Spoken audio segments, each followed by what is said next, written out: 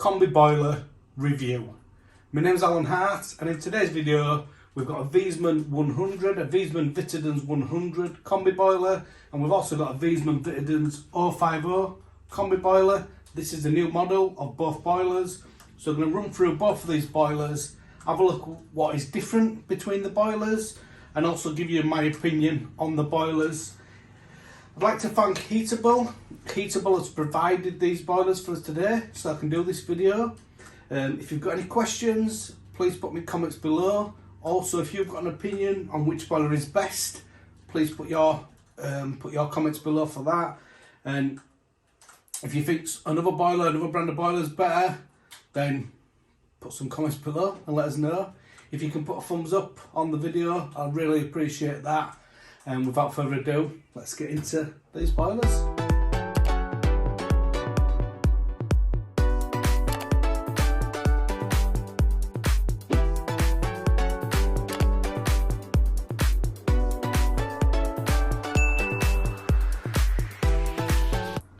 Just before we have a look on the inside of these boilers, let's have a look on the outside. If we look at the height of these boilers, both boilers are 700mm high, although the 100 does look like it's slightly bigger. That's just because of this display, and it sticks off the wall further as well. And both these boilers are 40 centimetres wide or 400mm. And they're both the same, the 050 and the 100. As we say, the height is 70 centimetres or 700mm, and they're both the same. When we look at the depth, this is where they're a little bit different. On here, this one, on the 100, we're looking at, it's 360mm. When we look at the 050, the 050 is 300mm or 30 centimetres. So you might have a chance of fitting the 050 in a cupboard. It's probably still going to be a little bit too big to fit in a standard cupboard. The 100, you're definitely not going to be able to fit that into a cupboard. If we have a look underneath on these, on both boilers, the condensate hose, it comes straight out of the bottom of the boiler. But on the 100, it's off the wall. On the older ones, you used to get a bent connector on here, and then that would have gone back to the wall. But on this one, obviously, it's gonna stick down. It's gonna be a little bit awkward. That's on the 100. On the 050, if you look at the 050, it's near the wall, so that's not gonna be an issue. I'll just show you on this other boiler over here. We can see on here, it's got a bent connector on it, and I've got that. I actually got that off a friend, Paul Spence. He gave me. It's just off an older boiler. So maybe Viessmann could go back to that especially on the 100. It'd make more sense for sure. If we have a look underneath as well, we can see that we've got the valves underneath. We've got a filling gauge on there on the left hand side. And on the right hand side we can see that it's got the filling loop as well. And that's on both models. That's on the 050 and on the 100. They also have, on the front of the boiler, they have a display that also shows the pressure. Both these boilers are hydrogen ready or hydrogen mix ready. What does that mean? That means if the gas network changes to hydrogen, if it changes to a blend of 20% hydrogen, both these boilers will be suitable. These talk that in the future we might change to 100% hydrogen. I think that's going to be a long time, might be 20 or 30 years in my opinion. Please put your opinion below, let me know what you think. But it's certainly going to be a long time, because if they go to full hydrogen, they're going to have to update things like gas meters and things like that. So it's going to be a massive update. So as I say, both these boilers are hydrogen mix ready. They're both A rated. Both boilers are smart ready, so they've got the they can connect directly to the internet, the boiler, both boilers. You have an app with that. the Viessmann app, which is it's got all your times on and stuff like that. You can adjust your weather comp and stuff on there, so that's a really advanced control. You can put weather compensation on both these boilers as well. Both boilers will also work on open firm, and they'll also work on off, and they've got a 240 connection to them. So unlike the really old, not the last model, I think it was the one before, 050s, they had low voltage connections, so you couldn't connect 240 to them. You can with these, so you can connect normal controls with them. So if you've got like an S-plan like I've got on that boiler over there, you can connect an S-plan to both these boilers if you wanted to. If you haven't done so already, please put a thumbs up. And what do you think to these boilers so far? Please put a comment below. Both these boilers at the time of doing this video on Heatable, they both come with a 10-year parts and labour warranty. The Viessmann 100 is quite a lot more expensive. I think it's about £350 more. So is it worth the difference? Well, we'll have a look inside. To take the cases off these, there's just 2 connections underneath on both boilers. You just push them up with a screwdriver. Always remember, if you're going to take a case off a gas boiler, you must be gas safe registered or competent to do so. This has got the combustion seal on here. So as I say, to take case off, you need to be gas safe registered or competent to do so. And always refer to any of the installation instructions at the time.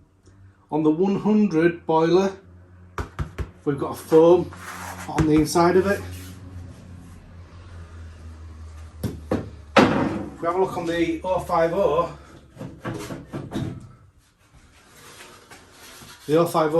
there's no foam on the inside of there. So let's have a look inside them. So things to notice. They're a lot alike inside. In fact, they're more or less identical really. The pump on the 050 is slightly smaller. It's a 1560 pump. It's still a Grundfos pump. In the 100, the pump is a little bit bigger, and the pump is a 1575. So if you've got a bigger system, then obviously the 100 would be slightly better for that. If we have a look at the expansion vessel on the 050, we can see the Schrader valve is on the front, forward facing. So for working on and servicing, obviously that's going to be a little bit easier. On the 100, it's underneath like they used to be. Ideally, it'd be better if it were up front. Can also notice we've got copper pipes now in both of these boilers, so that's the 050 and the 100. I know they used to be, on the old boiler they had rubber hoses inside, and a lot of people used to complain about the rubber hoses blocking up. These ones are copper, so you're not going to have that issue. Personally, I've never had an issue on the boilers I installed, although I have been out to quite a lot where other people's installed them. A lot of the time it's down to how the system's been installed to start with. So yeah, copper pipes, plastic components inside. Viessmann say that these components are tested. I can't remember what the number was now, but it was a really high rated part. Personally, in all the boilers that I've been to, breakdowns on Viessmann boilers in the past, I've never been to any of the plastics being faulty on a Viessmann. I know these are other brands of boiler that suffers quite a lot with failure of plastic components. I personally haven't had any or been to any with Viessmann. I don't think I've ever been to any. If you've had some, please put a comment below. This channel's all about just being honest and giving honest opinions, and if you put a comment below, then it won't be deleted, it'll be left there so other people can read them comments and just judge for themselves from the comments below. So I do welcome, as I always say, put as many comments as you can below. I will do some more videos on these boilers. If you've got any questions on either of these boilers, put a question below, and if you want any other videos on them, I'll try my best to do any videos. If you want me to do some stripping down of the boilers, if you want me to do some setting controls up, whatever you want really. Got both of these boilers. I've got a working 100 there as well. We can also pipe the 050 back up if we need to, or we can swap it back with 100, so we can get either boiler working. We can put whatever controls we want on them. We can test weather comp on them. We can test it with a Tado or Tado, however you pronounce that. So yeah, important things. Range rateable as well, so both boilers are range rateable. The modulation ratios are low on both of these boilers. I think it's 3.2 on both of them off the top of my head. So yeah, the range rate, and that's going to be quite important to the new regulations that are coming out. So some of the other boilers on the market, if we look at a typical house, so I used to do, many years ago when I worked at British Gas, I used to do heat loss calculations. I used to go around to properties and I'd do between 4 and 6 heat losses a day, because I used to quote for new boilers and central heating when I worked at British Gas.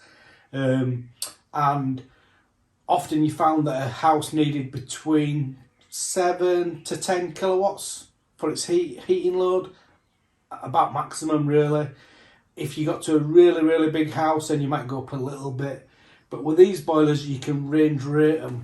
And what that means is, with the new regulations that's coming out, they need to be rateable to the average load, if you like. So at a maximum load, so take my house for instance, my house needs 8 kilowatts. It's got 8 kilowatt heat loss. So what that means is, in the colder days of the summer, but not darkest of winter, I might need 2 kilowatts or 3 kilowatts. Well, say 3 or 4 kilowatts I might need to maintain the temperature of my house. Some boilers on the market modulate down. They might go down to 7 kilowatts, or they might go down to 5 kilowatts. Well, they would be too big for my property really, because the boiler would then cycle. So that means it'd go on and off, on and off, on and off. And we don't really want that to happen with a boiler. So going forward, it'd be quite important to have a look at what boilers you're installing.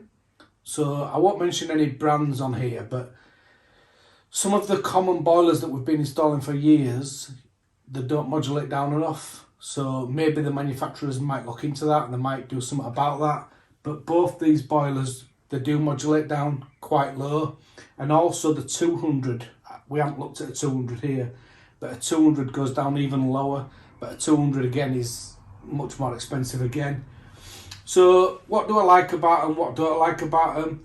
Well, I like both boilers. As I say, I've got a 100 there, I've had the 050 on there. I think they're both very good boilers. I don't like about the 100, I don't like the condensate. Now that might sound ridiculous, but that's just, I think that when that's in a kitchen, or when that's there on show for a customer, that could stick down and customer might think, well, it doesn't look finished, that it doesn't look very good. So that's just a little bit that I could pull on this boiler. Also, it's a little bit bigger than the 050 is the 100. It's got the stainless steel heat exchanger, so you're never going to have any issues with them. I've never ever had a leaking. I did see some comments on one of the videos that I put onto my Facebook, and somebody said they've had loads of problems with leaking heat exchangers. Well, I've never ever seen a heat exchanger leak on a Viessmann. Never, not one. So if you've seen any, again, put some comments below, give us some feedback. But yeah, the 100, really nice, really good boiler. If I were going to choose between them, I would probably choose the 100 if I had the space. But the 100 is more expensive as well, so it's like, I think it's about £300-ish more expensive. So you've got the condensate and it's more expensive. So is it worth the difference? You're going to get a 10-year warranty on both of them. That's for you to decide really. On the 050, I like the fact that the condensate is at the back, so it's just going to line up with your pipes. Heat exchanger, again, stainless steel heat exchanger. What more can I say really? As I say, if you've got any questions, please put them below and I'll try my best to answer them best I can and as honest as I can as always. Thank you very much, thanks for watching.